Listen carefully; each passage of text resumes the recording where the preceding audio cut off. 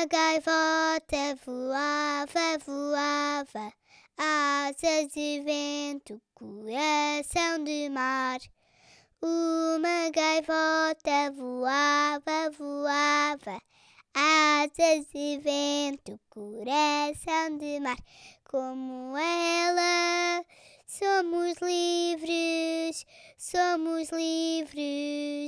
de voar. Como ela, somos livres de voar. Uma papoila crescia, crescia, grito vermelho num campo qualquer. Uma papoila crescia, crescia, grito vermelho num campo qualquer. Como ela, somos livres de crescer. Como ela, somos livres de crescer. Uma criança dizia, dizia, quando for grande não vou combater. Uma criança dizia, dizia, quando for grande não vou combater.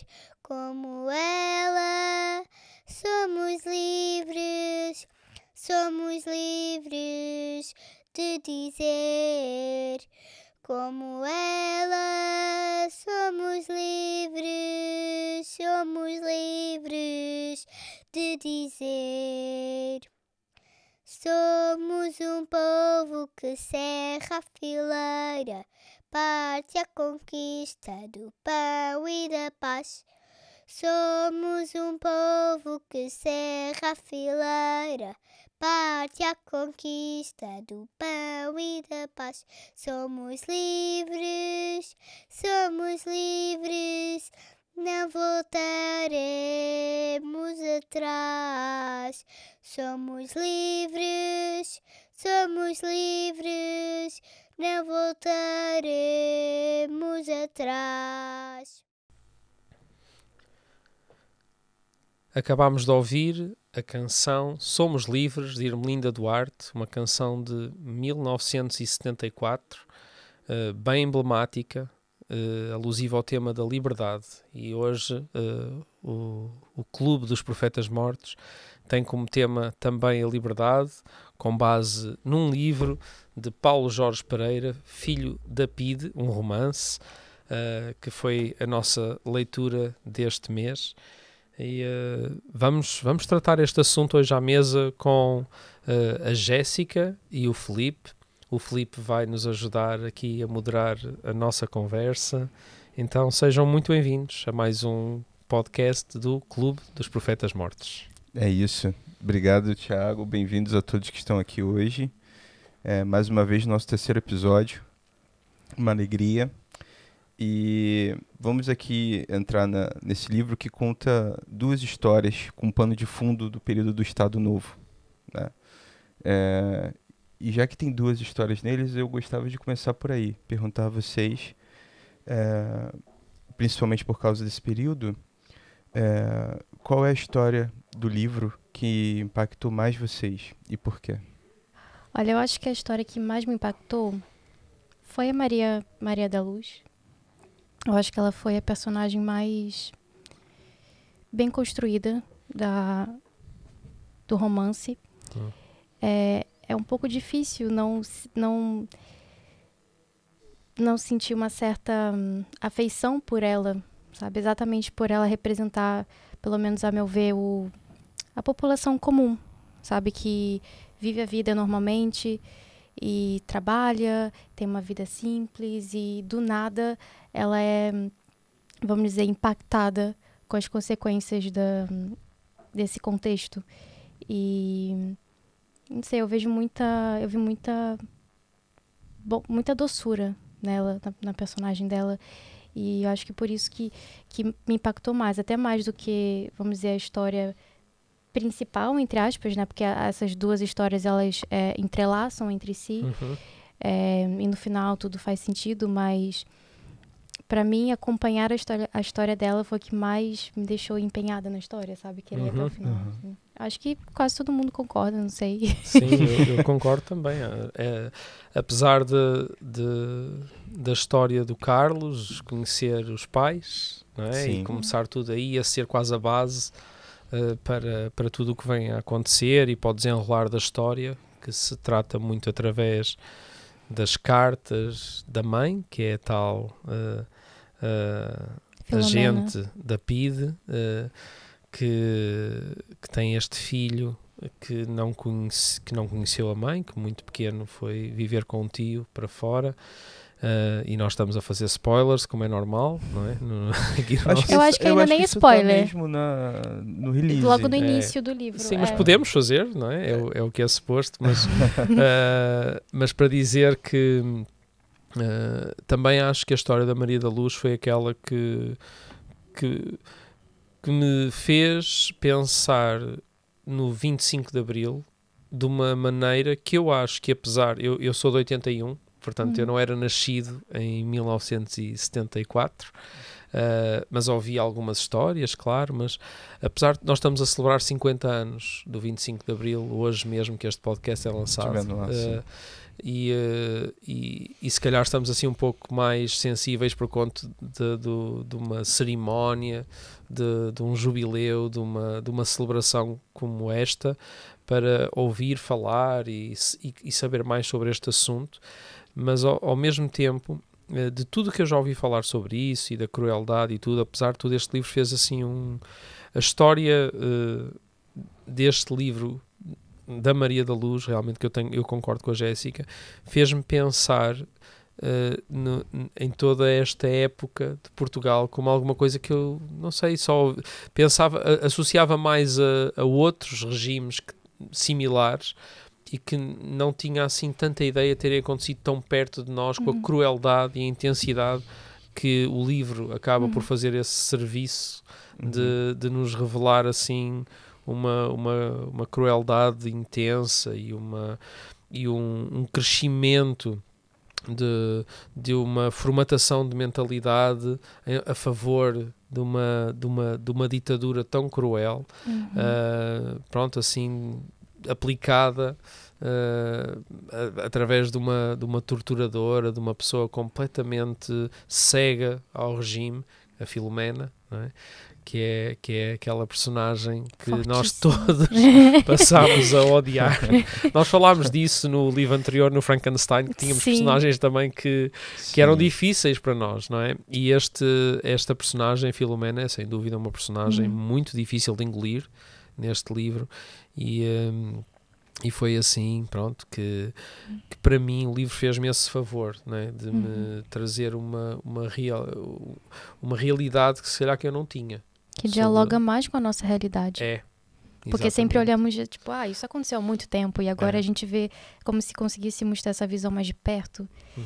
Nós vivemos debaixo do resultado do sacrifício de muita gente, mas já vivemos numa época em que não tivemos que, se calhar não valorizamos o suficiente. A liberdade que nós temos teve um preço, não é?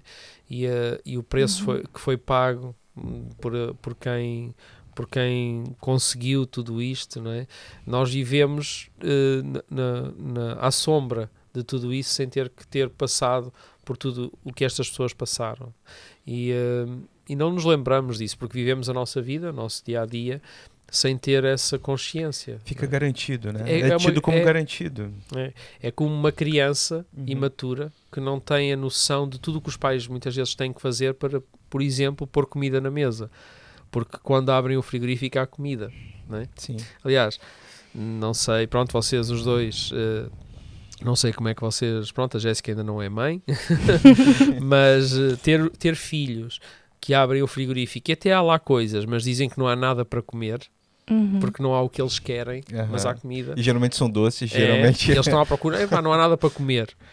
Mas espera, há coisas para comer. Mas é porque é isso, eles não entendem, a imaturidade não entender o que custa o que custa as coisas, não é? Então é uma liberdade que nós desfrutamos, mas o preço foi alto, não é?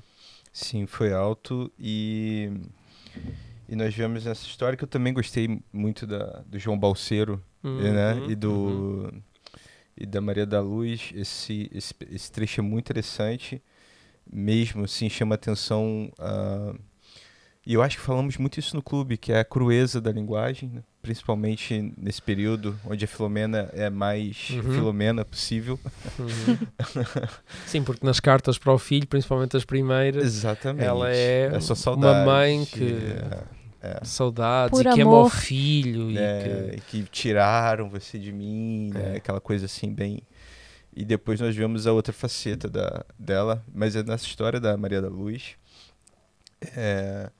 E eu também gostei muito disso, eu achei muito, muito interessante esse pedaço, a mesma atuação do João, né, que era alguém que estava sempre ali tentando ajudar o partido com arte, engraçado, né, com cultura, e também tem uma história bem, bem interessante no livro. E uma coisa chama atenção, nenhum de nós três aqui vimos, né, 74. E onde que a gente hoje acha que consegue estar nesse 74? Acho que o Thiago já falou um pouco, que é essa questão, né, de ter essa perspectiva desse passado, né, como se olhasse pelo retrovisor, né? Mas eu acho que a gente consegue também falar um pouquinho sobre onde a gente está, ainda mais porque a gente vem de fora, eu e a Jéssica, né? Verdade. Viemos de fora e estamos aqui tendo um pouco do que é também Portugal depois de 74. Apesar de não ser um contexto tão diferente assim, né? Então, fale mais sobre isso. Não. Olha, eu não sou especialista em nada. Não somos. Aqui a gente só dá opinião, pitacos, patacas. Olha, Bitites em português, aqui europeu. Pronto, né? onde nós estamos 25? Explica a sua pergunta. Como é que você considera o 25 hoje? Onde você está dentro desse campo da liberdade em Portugal hoje? Eu sinto que eu sou uma leiga no assunto. Eu não me debrucei sobre isso o suficiente. Eu acho que esse livro me deu um certo despertar para essas questões. São questões que eu sei que são importantes, mas que no meu dia a dia eu não reflito tanto sobre elas. E eu confesso assim de forma muito honesta. E eu acho que a maior parte de nós não reflete sobre isso. E talvez a forma como nós consumimos as coisas de forma acrítica seja um dos nossos problemas. Eu acho que eu me encontro num papel de curiosa e no dever de ir atrás de mais informações, de estudar mais sobre o assunto, tanto sobre Portugal quanto o Brasil também. Porque isso Brasil principalmente, porque faz parte da minha origem, né? Faz parte de quem eu sou. E também hoje Portugal é um lar para mim também. Então, eu tenho pensado muito sobre essa questão do 25 de abril, nesses últimos dias, não só por causa do livro, mas porque eu acho que esse tema da liberdade me toca muito. Eu tenho até uma tatuagem aqui, escrita Free. Acho que a gente vai entrar mais nesse quesito da liberdade com o passar da conversa, mas eu não sei o que é viver sem liberdade. Né, o Thiago falou isso agora, do exemplo dos filhos, e eu estava aqui a pensar sobre isso, porque a minha geração, principalmente, né, eu nasci nos anos 90, né, eu sou mais novinha aqui dos três. Eu não sei o que é sofrimento, eu não sei o que é sofrer, assim, não só a idade, mas o contexto em que eu vivo do Brasil, né? Eu não sei o que é sofrer, eu não sei o que é lutar por algo, sabe? Não sei, eu sinto que eu tenho uma concepção do que é liberdade, mas eu de fato tive que lutar pela minha liberdade. Eu nunca tive que lutar pela minha liberdade. Então eu vislumbro o que talvez isso seja, mas eu sinto que é muito limitado, sabe?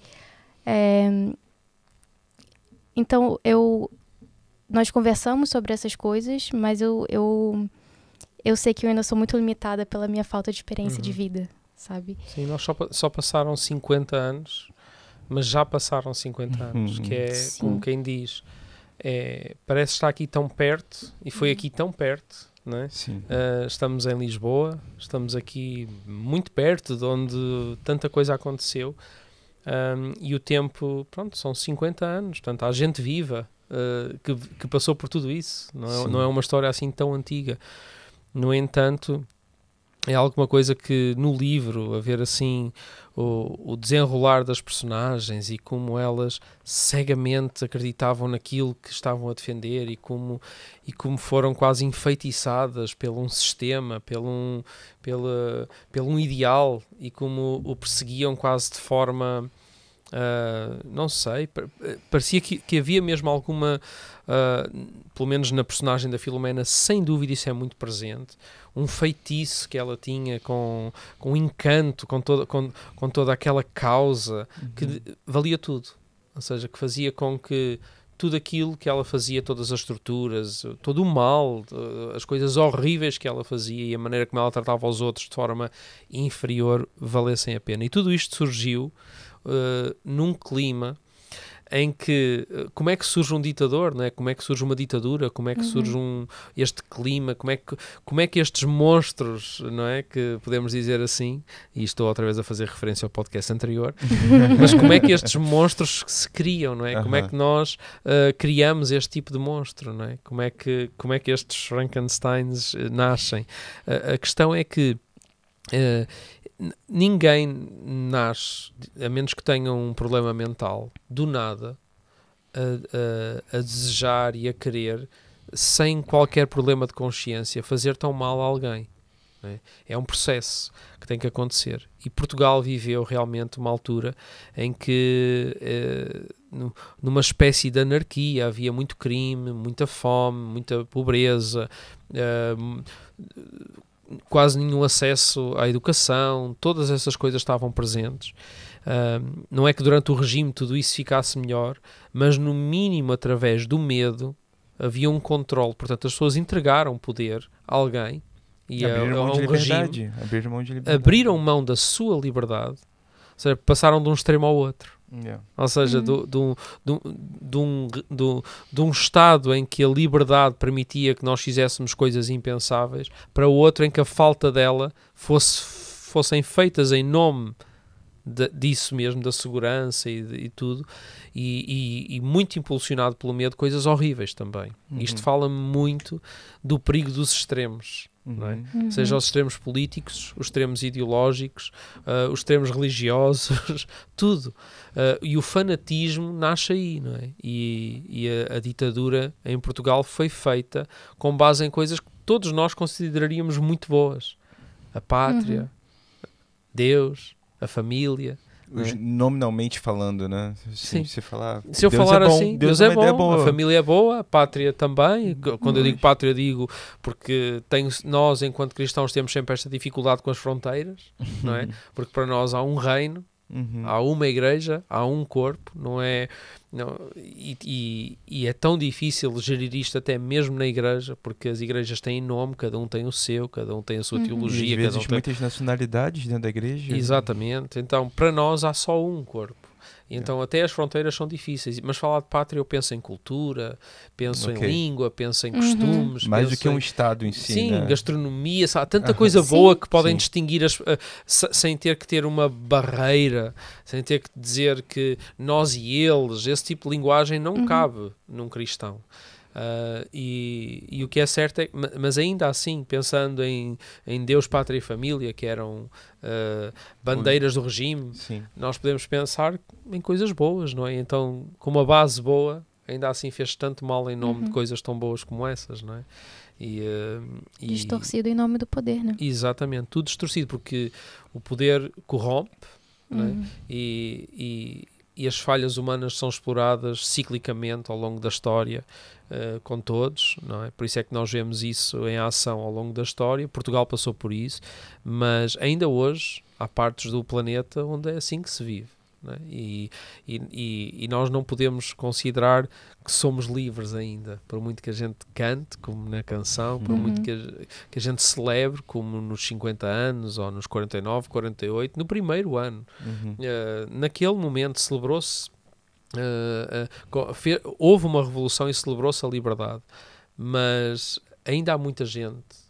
E por isso é que eu digo que este livro fez-me um favor também, de pensar nisto mais seriamente, mas ainda hoje nós podemos ouvir alguns portugueses que de alguma maneira o regime afetou-os tanto que até nos deixam a pensar e nos colocam questões sem as fazer, que nos deixam a duvidar de nós mesmos. Quando usamos expressões do género, ouvimos expressões do género, no tempo de Salazar é que era.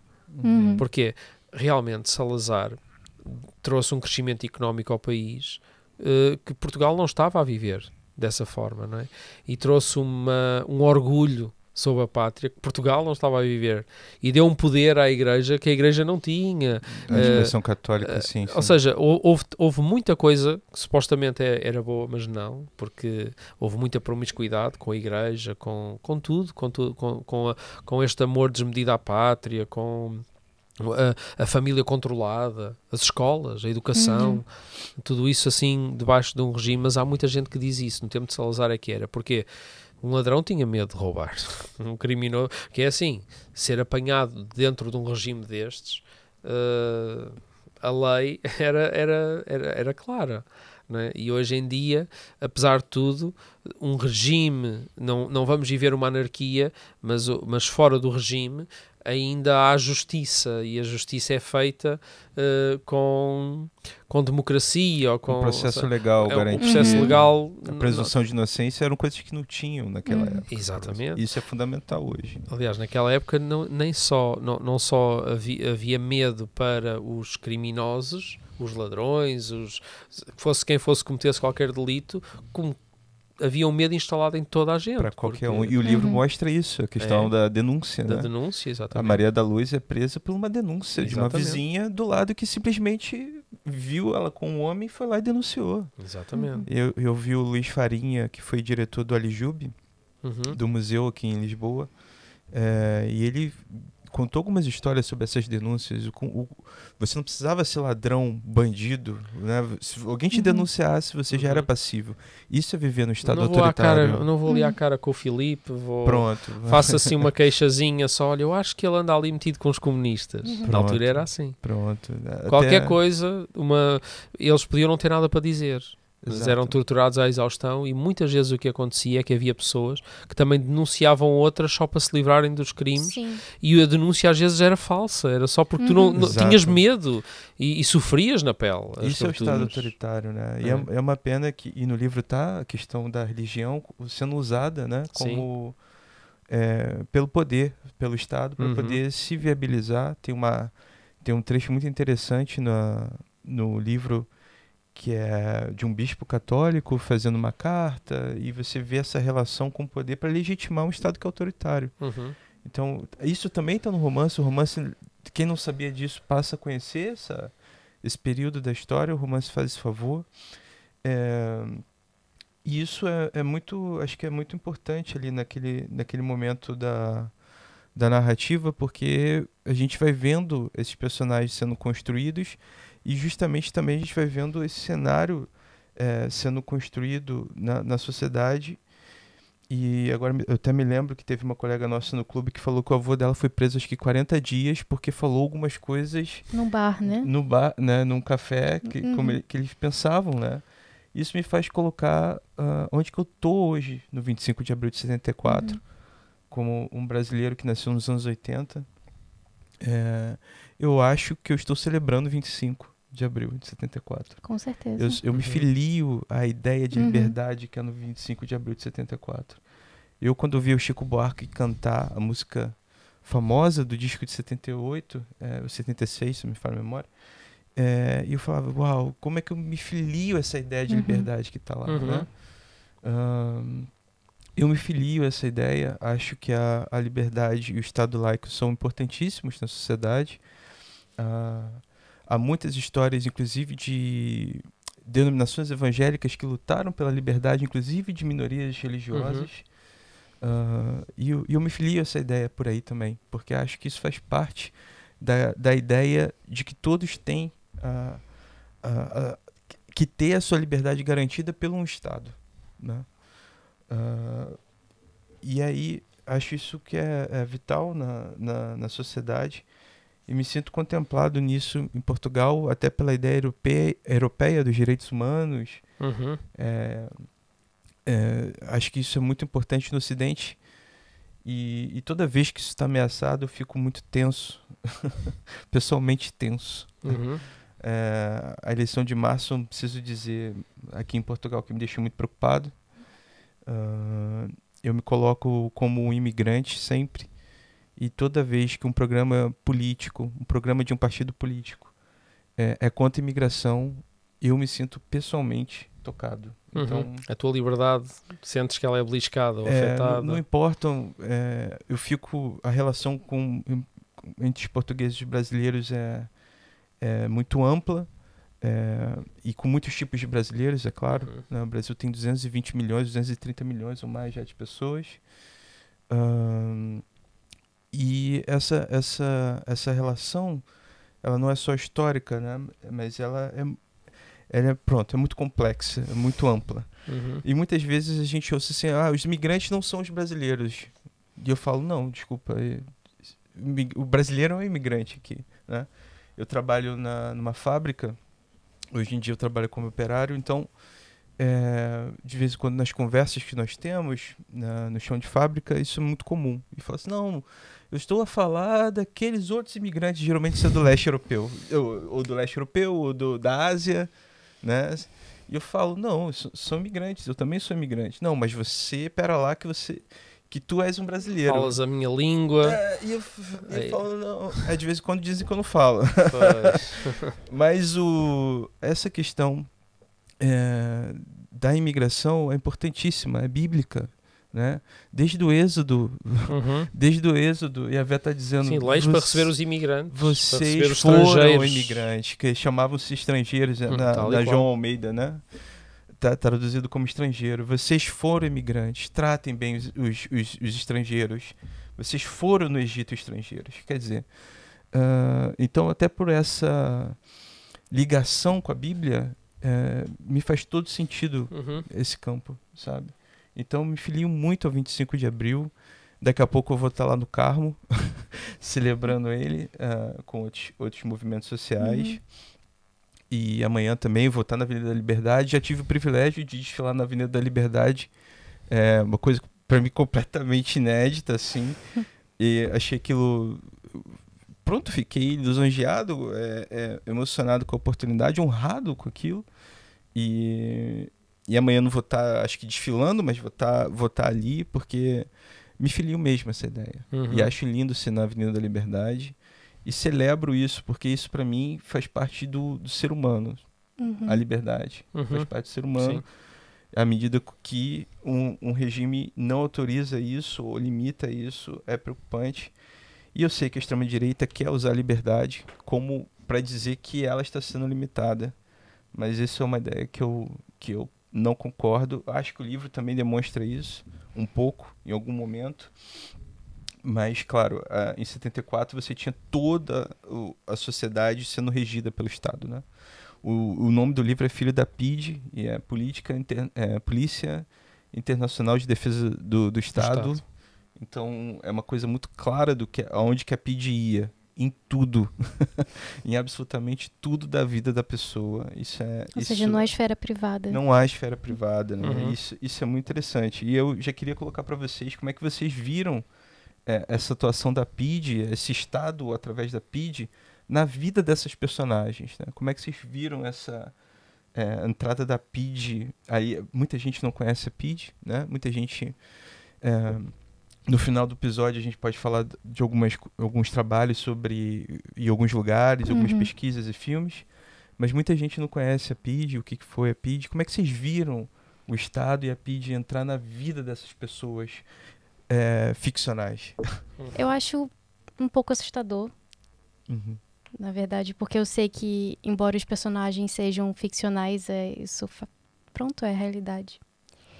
E tem muito a ver com a questão que eu falei no início, né? De eu não saber do que é viver sem liberdade. Imagina andar na rua com medo. É uma concepção que eu não tenho. Talvez no Brasil, com questão de violência, essa questão, mas é outro tipo de medo, vamos assim dizer. E imagina você não conseguir travar relacionamentos, você não conseguir ter o direito de ir e vir, sempre com um tipo de medo dentro de você. Eu não consigo imaginar uma vida assim. Teres que ter uma autorização para usar um isqueiro. Sim. Porque, porque os fósforos eram feitos em Portugal e então o isqueiro era internacional. Coca-Cola e outras coisas proibidas. Produtos, né? Eu falei um nome, mas um produto é proibido. Sim. Eu falei sobre um livro no nosso encontro, né?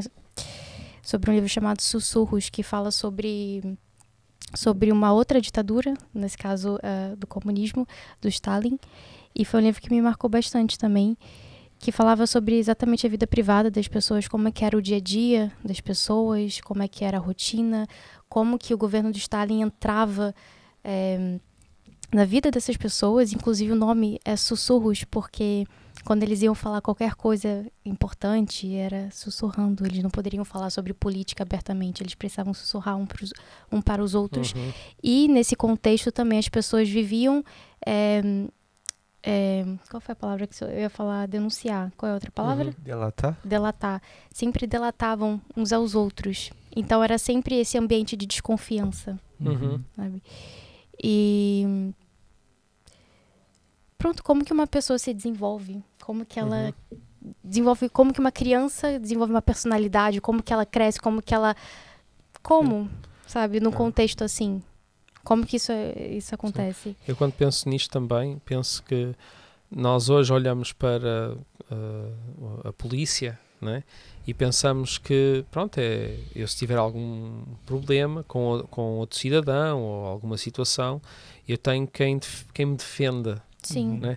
E pensar que naquela altura a polícia era a opressão, né? O carrasco, os que impunham o regime através do medo, e isso é assustador pensar, né?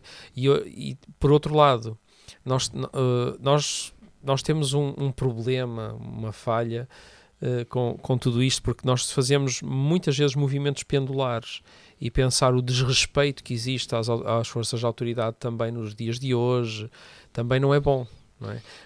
Porque senão isso enfraquece também a força ou a autoridade, vamos dizer assim, que esse órgão também deve ter junto dos cidadãos, porque ser uma figura de autoridade e respeito também promove a segurança, mas até que ponto, não é? Porque os extremos é onde nós nunca queremos estar, não é? Porque o desrespeito pela autoridade e pelas forças de segurança também não é bom, mas o que é certo é que aquilo foi o exagero nesse sentido, não é? Porque aqueles que nos deviam defender eram aqueles que torturavam, que perseguiam, que matavam e que chegaram ao ponto, pronto, como os nazis e tantos outros tinham prazer até em fazer isso, como o livro demonstra isso, né? Que as torturas muitas vezes incluíam o maltrato verbal e um bullying muito intenso e ao mesmo tempo depois umas expressões de prazer por tudo aquilo que estava a acontecer que são arrepiantes, né? Ficamos mesmo revoltados. E uma certeza da impunidade. Sim. Uma certeza que nada vai acontecer, nunca serei julgado por nada disso. Sim. Né? Inclusive, há muito mal-estar pelas personagens do Estado, do regime no livro, quando elas são confrontadas. Elas não aceitam, elas recusam. Até ao fim. Mas isso é interessante que parte algumas pessoas do regime aqui em Portugal foram julgadas. É uma tristeza que eu particularmente tenho, que no Brasil não. No Brasil a lei de 79 deu anistia para todas as pessoas. Então nunca houve julgamento. Né? Isso é triste porque não conseguimos passar a história para frente. Né? E eu queria perguntar para vocês, já que a gente está falando também aqui dos 50 anos e estamos falando até aqui agora desse momento de liberdade, né? Como é que vocês veem essa questão da liberdade, se há algumas liberdades que são mais importantes que outras? E como é que vocês veem, já juntando aqui um pouco duas perguntas em uma, como é que vocês veem a questão de quando nós falamos na igreja que Cristo liberta as pessoas? Liberta de quê? Quer começar, Tiago? Sim, posso começar. Então, se há liberdades mais importantes do que outras, eu acho que há causas pessoais que não deveriam estar tão condicionadas pela forma como o Estado pensa, não é? Logo mais, a Igreja, e nós temos órgãos que nos defendem, por exemplo, para tratar de questões como a lei da liberdade religiosa, não é? Que supostamente, e hoje nós não temos uma lei de liberdade religiosa isso plena. Me chamou a atenção, eu não sabia. Isso me chamou nós temos leis sobre a liberdade religiosa, mas tem que ser constantemente lembrada e defendida, porque não há igualdade entre as confissões de fé presentes, por exemplo, em Portugal. Não é? 50 anos depois, ainda na prática, não temos essa vitória para dizer, mas há muita vitória. Há muitas coisas que foram conseguidas ao longo dos anos, através também de muito sofrimento, de muita injustiça, de muita desigualdade e tudo mais. Agora, a liberdade que nós anunciamos é muito mais até do que uma causa religiosa. Não é? Gálatas fala-nos sobre isso. O apóstolo Paulo, quando escreve aos Gálatas, lá no capítulo 5, ele diz: foi para a liberdade que Cristo nos libertou, para a liberdade. E é uma liberdade que ninguém nos pode roubar, porque em Cristo nós somos verdadeiramente livres. Verdadeiramente livres, e isso faz com que eu também viva a minha vida não condicionado por tudo aquilo que um Estado, a política, um sistema possa dizer acerca daquilo que eu não sou livre. Eu não estou a dizer que nós não nos devamos defender ou insurgir até contra sistemas que oprimem ou que nos roubam a liberdade. Só que eu sou alguém que anuncia uma liberdade muito maior do que essas. Portanto, se há liberdades maiores que outras, há liberdade. A liberdade que Cristo tem para nós é realmente de outro nível. Até porque quando Paulo estava a falar sobre isso, ele estava a falar também sobre a questão da circuncisão. E o que era a circuncisão? Era, de alguma forma, uma marca que era feita no corpo de que tu passarias a pertencer a um regime, a um sistema religioso até, e que naquele momento era inferior, era uma liberdade inferior pertenceres a alguma coisa que tu considerarias superior, era uma liberdade inferior à liberdade de Cristo. E havia um peso da circuncisão que estava a ser colocado, e o apóstolo Paulo está a dizer: porque é que vocês estão a voltar para o jugo, para o peso da circuncisão, em vez de viverem uma liberdade superior, que é a liberdade em Cristo, não é? E nós somos essas pessoas que queremos nessa liberdade superior. Então por isso é que houve muita gente ao longo da história que, estando preso, não deixou de ser livre, não é? Que sendo perseguido não deixou de ser livre, que sendo torturado, e ainda existe, e hoje a igreja perseguida tem que ser um tema que nunca pode sair de nós, porque uma parte do nosso corpo sofre, como eu dizia no início. Existe mesmo uma instituição com esse nome, né? Assim como Voz dos Mártires. Sim. Sim, existem várias que falam sobre isso, o Joshua Project, por exemplo, outros. Existem, a causa da igreja perseguida, estou-me a esquecer porque existem muitas organizações que tratam este tema. E nós aqui também na igreja é um tema que falamos muito, e o nosso projeto missionário também reflete um pouco isso, mas a verdade é essa, e há coisas até no nosso projeto missionário que nós nem podemos falar publicamente exatamente por causa disso, porque não há liberdade sequer para dizer onde é que os missionários estão, ou o que é que eles fazem, por conta de terem a vida em risco, porque não há liberdade física. Mas isso não significa que nós não possamos anunciar, apesar das limitações impostas pelos sítios onde muita gente anda e é perseguida, a liberdade que nós temos em Cristo, não é? Nós somos verdadeiramente livres. Existem estados que são dominados pela religião e geralmente quando isso acontece, historicamente também, né, Não é proíbem outras religiões e matam, né? É. Principalmente pela Ásia, muitos cristãos morrendo no Oriente. Em nome do Senhor não há liberdade de Cristo. Então não é, isso só tem um nome. Estamos a usar o nome do Senhor em vão. Se não promovemos a liberdade que nós temos em Cristo, e em nome do Senhor se faz o que se faz, portanto o regime que Portugal passou e com a Igreja à mistura não tinha nada a ver com Cristo, porque era um regime que oprimia a liberdade, e Cristo chamou-nos para a liberdade, e é por aí. Ao ouvi-lo falar me lembra também do que o próprio Paulo diz em Colossenses, né, que ele resgata a dívida e pregou na cruz, né? Não existe mais uma lei que vai dentro da igreja, um costume, lei no sentido de costume, né? Te obrigar a tal. No entanto, a igreja cristã, acho que principalmente a reformada, é muito coerente na maior parte acho, eu também sou leigo, falo como leigo, mas acho que na maior parte das vezes é muito coerente com esse Estado que prega a liberdade para todas as religiões, né? Não quero a minha sobre a outro, não é uma estratégia de poder. Acho que Jesus não veio fazer uma estratégia de poder em relação ao Estado, e aí acho que é muito interessante que é a liberdade do homem e não é uma opressão religiosa, né? E infelizmente em muitos lugares isso a liberdade é um tema na Bíblia do início ao fim. Do início ao fim, sim. Porque desde o momento em que o homem condicionou a sua liberdade por conta do pecado, que Deus a anuncia e diz que até está preparada antes do homem ter pecado. Era uma liberdade preparada em Cristo. O povo celebra a liberdade do Egito, por exemplo, de uma opressão, também um regime a qual eles ficaram sujeitos, que também era somente um anúncio da liberdade maior, não é? Porque aquilo que aconteceu no Egito com a libertação do povo, quando vemos a história de Moisés e a celebração da primeira Páscoa ali, não é?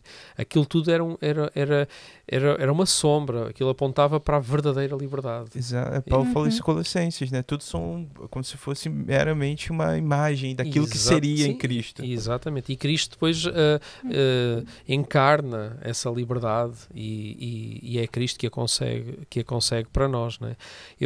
Há uma coisa no livro. Que a mim... nós falámos isto no clube também, mas é uma parte aqui mesmo no final em que a Maria da Luz se encontra com a pessoa que a torturou. A Filomena, sim. Com a Filomena. E é um encontro assim, não é? Eu fiquei com aquela expectativa. Porque a Filomena não a reconheceu. E depois quando ela começa, mas como é que tu te chamas? Quem és tu afinal? A Filomena, a torturadora, não é? Ela acabou por perder o filho, quer dizer, ela passou fome, sangrou, foi pontapeada, foi 11 dias sem tortura de sono, exatamente. Isso é terrível, né? Aquelas coisas todas que estão descritas no livro que nos revoltam, não é? Eu fico revoltado com aquilo tudo, mas depois ela aqui no fim, quando ela a encontra, ela diz, porque ela ali, se calhar, a Maria da Luz, tendo em conta que a Filomena estava frágil ali diante dela. Já era uma senhorinha, né? Bem, bem velha. Quase. Sim. Ela podia ter, sei lá... Ela estava quase a morrer. Dado um enxerto de porrada. Por causa... Quer dizer, aquilo que ela viveu, humanamente falando, é cruel. E o livro, isso faz bem para quem... Pronto, ainda que revolta, porque descreve... Né? E isso marcou-me muito. Mas ela, quando encontra, para mim deu-me assim, aqueceu-me o coração, porque fez-me lembrar outras histórias do amor de Deus e do perdão. Mas depois, claro, ela não o completa, porque ela diz assim: quer dizer que não vim para me vingar, disse a Maria da Luz para a Filomena, nem para te bater como merecias, como sempre mereceste. Matei-te 1001 vezes em sonhos de maneiras tão violentas que nem imaginas. Mas estou aqui só para dizer o que não te pude dizer quase há 50 anos. Desprezo-te e não perdoo. Nem esqueço o mal que andaste a fazer a tanta gente como eu. E depois aí a Filomena responde que fui da PIDE com muito orgulho e voltaria a ser. Ou seja, nenhuma das duas se converteu. Essa parte é fortíssima, né? Nenhuma das duas. Uma continuou com a sua ideia, não há arrependimento, e a outra também não entregou o perdão. Né? E é assim, isto fica um ciclo, um vício de retaliação, seja pelas palavras. Ela pode não ter agredido fisicamente agora a velha Filomena, mas ao mesmo tempo também não entregou o perdão. Não é? E não esquecer é uma coisa, perdoar é outra, e nós somos fortemente encorajados e inspirados por Jesus a entregar aquilo que nós também recebemos, porque nós não éramos merecedores e recebemos o perdão, e ao mesmo tempo os nossos opressores também não o merecem, mas nós damos e amamos, porque Deus nos amou primeiro, não é? Como diz João numa das cartas, e nós também é isso, temos em nós o Espírito que tem por nós, que nos dá força para fazer alguma coisa que é sobre-humana, não é? E aqui nenhum dos personagens conseguiu, chegou lá, não é? E isso é uma coisa que só Deus pode fazer por nós, não é? Como muitos exemplos, talvez, que a gente tenha tanto parecido com o que está no livro, ou o contrário, como você está a indicar, por causa da Segunda Guerra Mundial. Né? Eu lembro que você falou de inclusive, a Corrie ten Boom para mim foi um dos maiores exemplos. Foi um soco no estômago ler aquele livro, que é o Refúgio Secreto. Também há um filme, e que ela também foi torturada, o pai morreu porque eles foram levados para um campo de concentração, a irmã morreu, foram violadas, torturadas, pronto, e a irmã acabou por morrer também numa situação horrível. Ler aquele livro porque é uma história verdadeira. Isto é um romance que relata um período verdadeiro e que estas coisas aconteciam mesmo. Mas a história da Corrie ten Boom é revoltante ler aquilo, mas o que é certo é que o torturador, o responsável pelo campo de concentração onde ela estava, ela encontra-o anos mais tarde numa igreja, convertido. Agora, um irmão. Mas como é que nós lidamos com um irmão que foi a pessoa que matou a nossa irmã, o nosso pai, os nossos amigos, a nossa família, que aplicou tanta tortura a estas mulheres? É horrível ler aquele relato. Mas, por outro lado, ouvir com a própria voz dela, porque há áudios na internet, vão ao YouTube e procurem Corrie ten Boom, Forgiveness ou Perdão, uma coisa assim, ouvir a própria voz dela a descrever o momento em que ela encontra o homem e fazer aquilo, pronto, que os personagens aqui no livro não fazem. É quase a mesma cena, mas dizer assim, encontra o torturador e aperta-lhe a mão e diz-lhe que ele não a reconheceu na altura: meu irmão, eu perdoo-te. Não quer dizer que eles agora fossem os melhores amigos, acho que nem têm que se encontrar, porque não se esquece, mas o perdão liberta. Lá está, estamos a falar de liberdade, o perdão é liberdade, porque nós somos livres porque Cristo nos perdoou, e também somos livres quando perdoamos, mesmo que não haja do outro lado o mérito para receber o nosso perdão. O C.S. Lewis tem uma frase muito boa, que ele diz que Deus perdoou o perdoável em você, e é por isso que precisamos perdoar o imperdoável no outro. E acho que é algo que somente com a força do Espírito Santo mesmo. Porque com a nossa capacidade humana, não sei. Não dá. Não dá. Não dá. Estas coisas não dá. Eu acho que essas histórias, não lembro qual é o nome da... Corrie ten Boom. Sim. Não sei, me faz pensar muito do nosso papel como cidadão e como que nós fazemos para... Qual o nosso papel como cidadão para fazer a diferença, sabe? Isso me fez lembrar também um filme chamado A Hidden Life, não sei qual a tradução aqui, não sei se tem uma tradução. Vida secreta? Uma vida escondida, sim. Que é do Terrence Malick, que ele é um diretor muito filosófico, ele fala muito sobre Deus nos filmes dele. São filmes para você ver com muita calma, porque são muito grandes, são 3 horas assim de muita reflexão. E esse filme é baseado na história de de um homem comum, assim, não é um homem fez nada, ele era só um farmer, fazendeiro, né? Ele era um fazendeiro, e ele decidiu não lutar na Segunda Guerra, a favor do nazismo, no caso, né? E isso era proibido. Isso era totalmente proibido. E o filme mostra exatamente esse processo desse homem comum que foi totalmente firme nos princípios e nas convicções dele. E isso teve que ter muita coragem da parte dele. Muita coragem. E isso me faz pensar que tipo de pessoa eu seria nessa época. Que tipo de pessoa eu seria no Estado Novo. Que tipo de pessoa, sabe? E se eu fosse confrontada de alguma forma com alguma situação que me tirasse da minha zona de conforto, como que eu agiria? Eu não quero que a gente saia daqui deprimido, mas a história repete-se. Sim. E não sabemos se um dia não estamos a passar por alguma coisa do género. Aliás, o mundo está neste momento debaixo de uma tensão muito grande. Eu acho que fazer essas perguntas são necessárias. Sim. E contar as histórias. E contar as histórias para não Nós esquecer. precisamos de contar as histórias. A Bíblia tem os relatos feios, que há muita gente que diz, mas a Bíblia diz isto? Diz, sim. A Bíblia fala sobre isto. E em nome de Deus, sim, as pessoas até em nome de Deus faziam aquelas asneiras todas. E a Bíblia tem esses relatos porque é preciso contar as histórias. Porque é através daquelas histórias, do relato histórico, porque a Bíblia também tem os relatos históricos, além de histórias e de parábolas e tudo isso, tem relato histórico para nos lembrar e para nos trazer à tona os valores e aquilo pelo qual a gente deve viver, que é Cristo. Nós devemos viver Cristo e então é isso. Que o 25 de Abril também nos ajude a lembrar isso mesmo, a liberdade e a verdadeira liberdade, a liberdade maior, como falávamos hoje. Sim. Acho muito importante. E todo mundo que está nos ouvindo aqui, se tiver interesse também, fazer, e se puder, se for da área, inclusive de humanidade, há poucos relatos sobre a história da igreja evangélica em Portugal, e nós aqui pegamos alguns, que é algumas histórias, por exemplo, de um presbítero em 29 que foi apedrejado porque foi visitar um doente. Né? Temos aqui o registro da invasão da casa do pastor Dimas de Almeida pela PIDE, atrás de livros subversivos. E no relato de um dos amigos dele, o pastor teria virado para a PIDE e teria falado, olha, vocês não estão levando um livro mais perigoso. E era a Bíblia que ele se referia. Então, mas há poucos relatos. Se alguém tiver interesse de pesquisar isso, há muito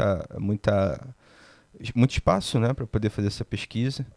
E também aqui deixar algumas indicações. A gente já pode ir para as indicações para e não terminar. Então, tem a série Glória, na RTP e na Netflix. Né? Amanhã, o Museu do Alijube vai estar... Dia 25. Dia 25, no caso, amanhã. Hoje estamos gravando dia 25, mas gravámos no dia 24. Então o episódio vai estar aí, você no dia 25 de abril vá. E se você não for no dia 25, vá outro dia. O Museu do Alijube é essencial, é importantíssimo na história. Existem trabalhos da Irene Flunser Pimentel. Há um livro muito fino e muito dedicado a PIDE. Acho que está por 7,5, então vale a pena. E o nosso próximo encontro, falei todas as dicas, alguém lembra de mais alguma? Pronto, olha, o próximo encontro nosso presencial vai ser na Casa da Cidade, no dia 27 de maio, às 20h30. E o livro que nós vamos ler é A Morte de Ivan Ilitch. Falei certo, A Morte de Ivan Ilitch, do Lev Tolstói. Olha aí, pronto. Uma obra magnífica. Sim. Pequena. Bem curta. Sim, dá para ler rápido, hein? Mas uma tarde, aquilo lê-se rápido, sem dúvida. Mas gera bons debates, sim, boas conversas. Muito à volta do tema da morte. Sim. Acho que vamos ter, assim, sem dúvida, um bom encontro, com muita coisa para falar. Olha. Um livro tão pequeno, mas aquilo vai dar muito que falar. Então você não pode perder. Leia o livro nesse mês e venha ter conosco aqui no dia 27 de maio, no Clube dos Profetas Mortos. Foi um prazer estar aqui com vocês, é um prazer que você esteja aí do outro lado e nos vemos no próximo. Obrigado. Obrigada. Até a próxima. Somos um povo que cerra a fileira, parte a conquista do pão e da paz. Somos um povo que cerra a fileira, parte a conquista do pão e da paz. Somos livres, não voltaremos atrás. Somos livres, não voltaremos